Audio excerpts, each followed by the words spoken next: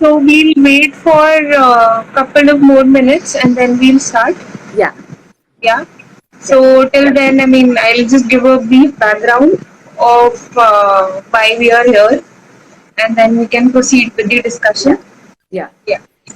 So on the occasion of World Youth Day 2020, we invite you all to be a part of our first series under Artex Climate Justice India chapter. So this is a campaign of Swan Livelihood wherein we are trying to bring together all the artists and the artwork on a common platform of environment so that we could have fruitful discussions and also we could find a meaning to how artwork can be used to bring about ground realities and connect with a larger issues of environment and socio-economic problems yeah. which are prevailing in our country. So we have with us today Veera Mauli, who is an artist, interdisciplinary artist, and also a lawyer. And we look forward to host her in the event and also to hear from her more about how art inspires her and about her journey as an artist and also a lawyer. So we Yeah. welcome you, Veera. Thank you. Looking forward. Yeah, So we'll just wait for a few minutes. yeah. So Veera, so we would like you to share your journey as an artist, interdisciplinary artist, and how do you connect your artwork, the artist profession, to your other profession of law or a lawyer. So we want you to share your journey of uh, being a lawyer as well as an artist, and how do you connect both of them? Okay, so I've been a very creative person since I was a child, which is something every artist says, and but I never thought of pursuing a degree in art. I wanted to do law, so I wrote the entrance exam and I studied at Nalsar, which is in Hyderabad. And I think it was only in my final year. I mean, I was always in touch. I was doodling, I was sketching, but it was only in my final year that I really like reconnected with my art. Of course, that time it was just about okay, I'm making beautiful looking drawings or beautiful looking paintings. So, but my passion had sort of been revived. Then I started work as a lawyer, and in those 2 3 years, and I think most recently during the lockdown, I realized that art has to be a part of my life. I mean, uh, I have to find a way to balance both. That I cannot survive.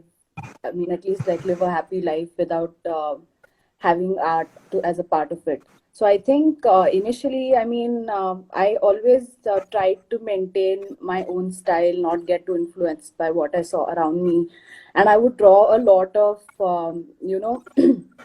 I really like drawing spaces, so I would draw a lot of spaces, and I would draw how people's lives would appear to me, etc., etc. And it was during, I think, this year in itself, during February, that I realized that this is something I want to do full time. It's not just going to be a hobby, but this is going to be my voice. This is my opinion, and that art allows me to be the person that I've always wanted to be. And first, so when the lockdown started, so I was teaching at my alma mater. So when the lockdown started, I came home and I started working on my art a lot. And then I realized that, okay, the law is not something I want to leave either. I love being a lawyer. And I realized that my social legal interests reflect a lot in my art. Like my opinions, my political views, my social views, they all reflect in my art. So I think that became a very interesting experiment for me, which is why I call myself an interdisciplinary artist. So as a lawyer, my interest area is environmental law and constitutional law. So if you have seen my recent work, it's all around issues of environmental law, where I'm trying to explore issues of capitalism, environmental justice. So I think those are the kind of projects I'm working on now. So I would like to say that the language of the law is what I find so fascinating, and I like to explore that through the art, and maybe make that easier for people to understand. So that is my objective, and that is something I really enjoy doing. So that is how my legal training connects to my art and sort of pushes me in a certain direction also, and a direction I've really come to enjoy now. Yeah. All right. That's really interesting. I mean, how you connect your work, your actual Yeah. profession with your artwork, and definitely that's really good. So the next question to you is: how do you see art as a medium to inspire youth? As in, you really feel that art is a powerful medium which could help us in sensitizing the youth about various issues which are prevailing in the environment and general. Yeah, I think so, because so art is so much about what a person feels when you look at it, right? Otherwise, art to me doesn't make a lot of sense if it doesn't make a person feel something. And I think that a lot of socio-political awareness comes out of empathy for your surroundings, and I think that art is very successful in evoking that sort of empathy. So yeah, I mean, I think art activism is definitely here to stay, and I think that art is also a great way to communicate, and everybody can do it in their own way, and everybody can understand it in their own way. And it's also, I mean, you can be radical with art, which is something you can't be with, say, academic writing or other forms of literary writing. So yeah, so I think art, A, in terms of expressing how you feel, is great, and B, also for the onlooker, it makes you feel something. And I think as far as environmental matters are concerned, I mean, I've been interested in them even as a lawyer, so I think it was very natural for my art also to try and explore those. But yeah, definitely, like there are so many of these young youth activist groups now which use art to depict what is happening, and it's immediately catchy, right? I mean, nobody will go and probably read a 1,000 word article on what has happened, but illustrations, etc., these are very effective ways of communication.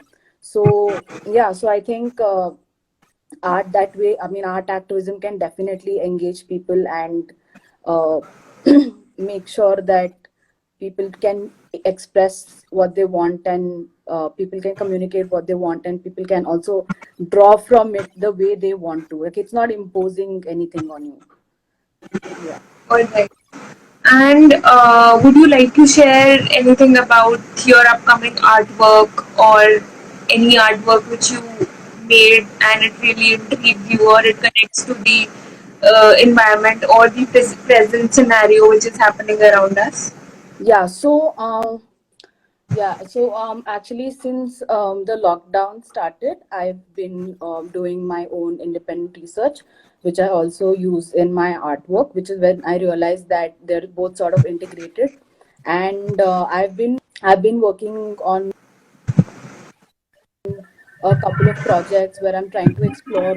One, I'm trying to explore ecosystems and how they exist, because our idea of ecosystems is very limited right now um, to the trees and to and to animals, but that's not the case. Ecosystems are also made up of people, so this is something I'm trying to educate myself about also, that ecosystems are made of people, people nurture ecosystems, ecosystems nurture people.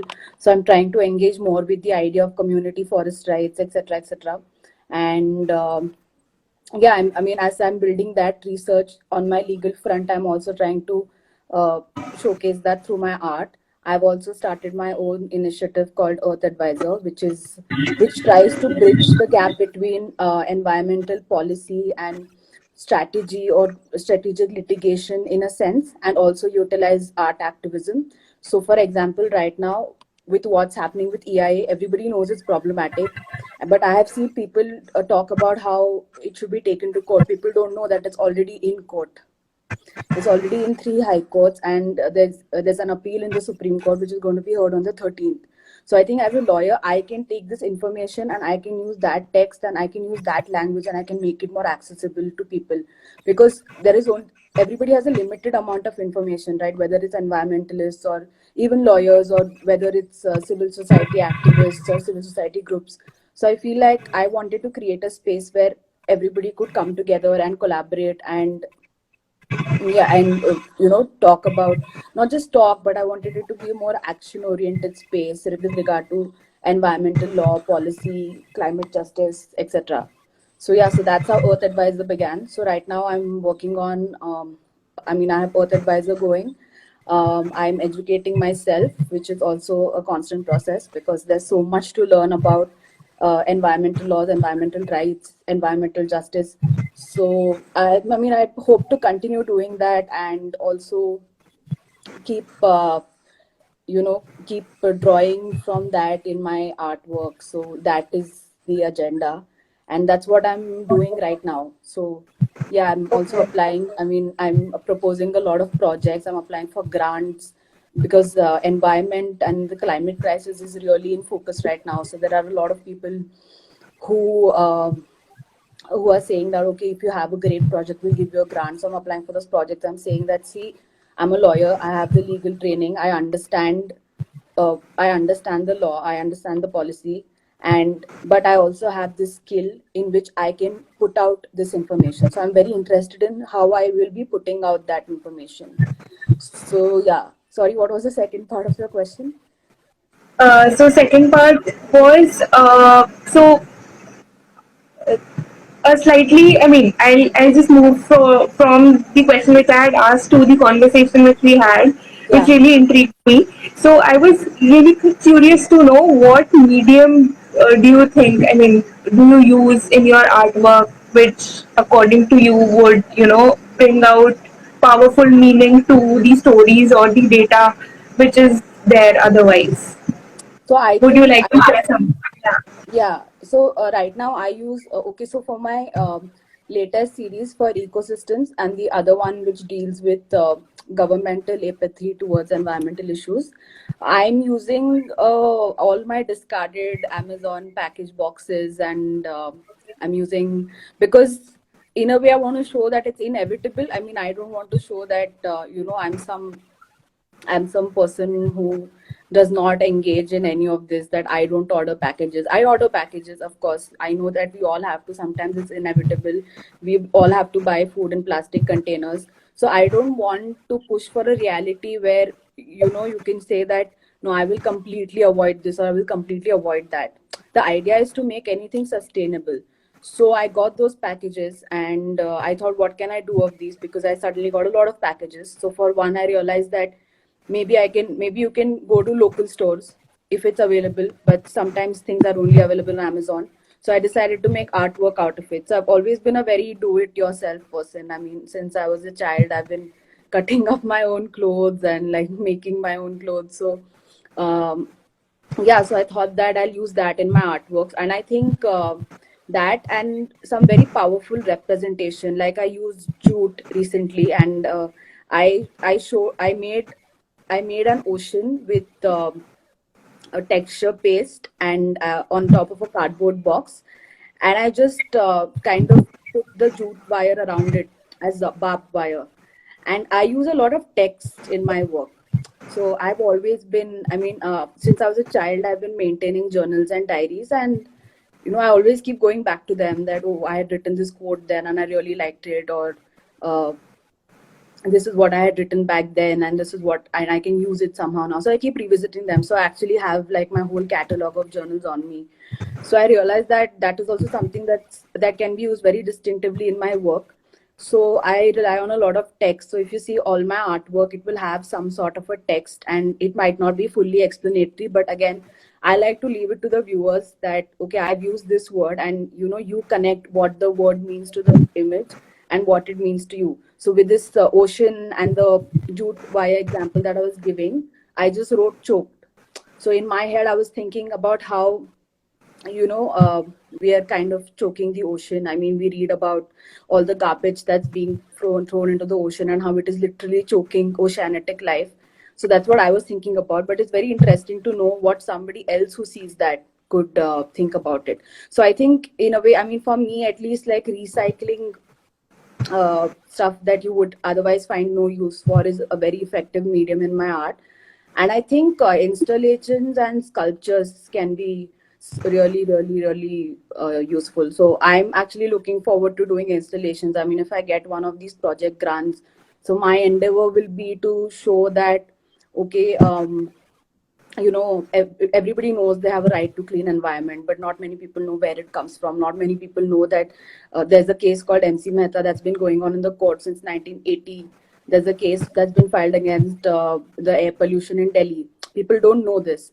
And even to these cases, there are a lot of there are like a lot of really nuanced aspects. There are different tiers, there are different, and I feel like this doesn't come out very well in reporting. Like, you have to be really connected to what's happening in court. So I hope to use my networks, and I sort of hope to make that accessible to people through my art. So yeah, that's my endeavor. That's really inspiring and also very creative, which leads me to another question. So because you mentioned about sustainability and use of a lot of recycled material in your artwork. So going forward to the Artex Climate Justice India chapter, which we have just begun, and we wish to expand and further Yeah. concretize the same. So how do you feel this campaign can come out to be a powerful movement? What all mediums can we use, and or what all can we do so that it comes out to be different but more meaningful and a more powerful campaign in terms of you know So sensitizing people about. yeah, so I think it's great in the first place that people are making art more interdisciplinary. Like, now I don't believe that you need to have gone to art school, or you in fact, I think it's good if your art is drawing from other practices, from other areas of knowledge. I think that's great, because that's really motivates your art to go in a certain direction. So I think with art into, I mean, first of all, I think it's great that you thought of the initiative that art can be associated with climate. It's climate change or climate justice, right? Climate justice, yeah, Yeah. yeah. Yeah, art into climate justice, because climate justice is also not something that is uh, is known to a lot of people, right? I mean, environmental justice, climate justice, these are just being introduced now. Like, these are questions of social justice, and people didn't really know about this. Everyone knew that, yeah, we have environmental rights, yeah, this should be the forest cover, but how intricately they are linked to people, nobody knew about that. So yeah, I mean, I think it's going to be great, and if we can get people to if we can get funding, and we can get people from different backgrounds actually to come, and who have a passion for the art, who, if they can come together, and if they can produce artwork that is effective in, I would say, passing on knowledge in itself is a big deal. So I would say that if it is if it becomes an important mode of communication, then I think that your agenda would definitely be fulfilled, because I just feel like art is a very important mode of communication, and I feel everybody can do it. I mean, it's just a matter of choice whether you do it or not. But I feel like everybody can do it. So yeah, I mean, I think this will definitely lead to a lot of awareness. I mean, there's already awareness. There are a lot of people talking about climate change. I mean, there are very few people now who deny that it's real, which I think is a big step. But yeah, I mean, everybody knows, people are trying to be more conscious. But the way art can hit you, I feel nothing else can. So yeah, I think, I mean, I hope that's what the art into climate justice chapter ends up doing. I hope it becomes a collaborative space for artists who can also probably talk to people from different backgrounds.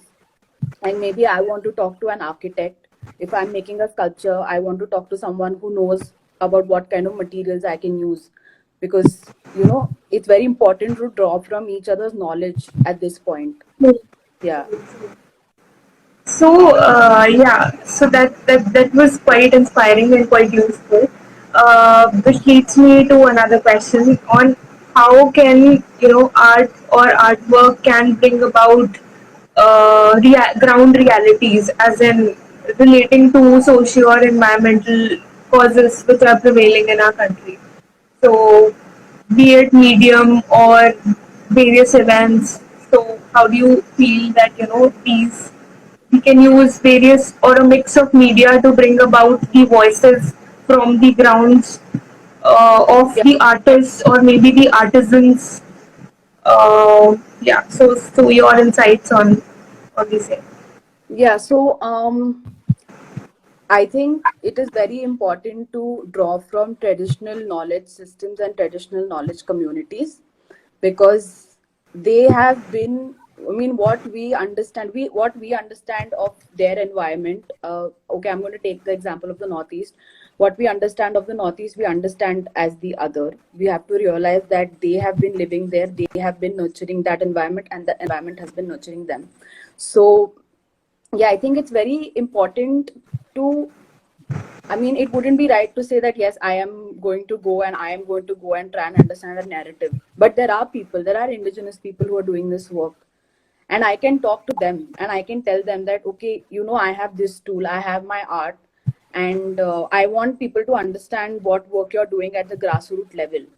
So I think that form of representation is very important, where I'm not trying to be their voice, but I'm trying to promote their voice through my art, not because I come from mainland India or anything like that, but just because I have this skill, I have this medium, and that I can do that. So I think, and then it's very important to really preserve our traditional handicrafts and arts. I cannot stress on the importance of that, because there is nothing as sustainable as that, and I feel like they're only expensive because we are so used to the idea of fast fashion, the idea that you buy something inexpensive, and you use it for a while, because you're just constantly used to the idea of that I have to buy something new, I have to get something new. And I've been a victim of this too. I mean, there are times I open my closet and I feel so guilty, which is why when you see something and you feel like, oh, this is 5,000, it feels like a lot, because in your head you're thinking, I can just go to an H&M and I can buy 10 things, right? Yeah. But that those 10 things cause irreparable damage to the environment, while that one thing has been sustainably made by a person who really, really needs the money. And we need to basically we need to get over the idea of consumerism. We need to realize that consumerism is really destroying the environment. And I think the minute we realize that and we make smarter choices, that in itself will be such a big step ahead. So I feel like we really need to promote, and to Earth Advisor, I intend to do that. Like, I want to collaborate with these artists, I want to showcase their work, I want to learn from their work. So yeah, so I think it's very, very important to build that sort of a network also, because like I said, I mean, they also make up the ecosystem. They know what works best for the environment, which is probably why they use certain kinds of materials, they use certain kind of processes. Yeah, so I think that's very important. So you could tell us about your favorite artwork which you have made so far. Any artwork which fascinates you the most, and one your dream artwork which you really aspire to, make or create. So Okay, so I think I have, of the things I've made, I had made these videos for my portfolio, which I am really fond of, because they really give you an insight into, like, my whole insight into me as a person. And as a person, I mean, as an artist, I'm not very different. So it gives you that kind of an insight. Those videos are available on YouTube. So yeah, I think I'm very, and those were like the first things I made as a professional artist, if I could say. So I'm very fond of those. Then apart from that, let me think. There's this piece I made called Fragile. I think it's up on my Instagram. I don't know if I can share it here, but it's up on my Instagram, and that just came up very interestingly. So I was trying printmaking for the first time, and of course there are a couple of unsuccessful prints in the beginning, and I was just thinking, what can I do with these prints? So I thought that, no, I mean, I don't want to get rid of these prints. I've put an effort in them and I don't want them to be just waste.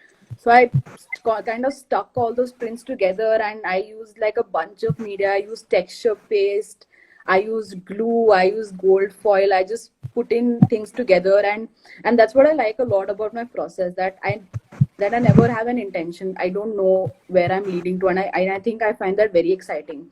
So yeah, so after doing that, it just came across as a very beautiful collage. And that's, I think that's when I realized that I really like mixed media collages. So that's what I intend on making more of. I mean, not your traditional just stick paper and glue collage, but I intend to explore a lot of natural media. I hope to make my own pigments. I hope to use more sustainable material. So, and I think yeah, so I think that's my favorite work, that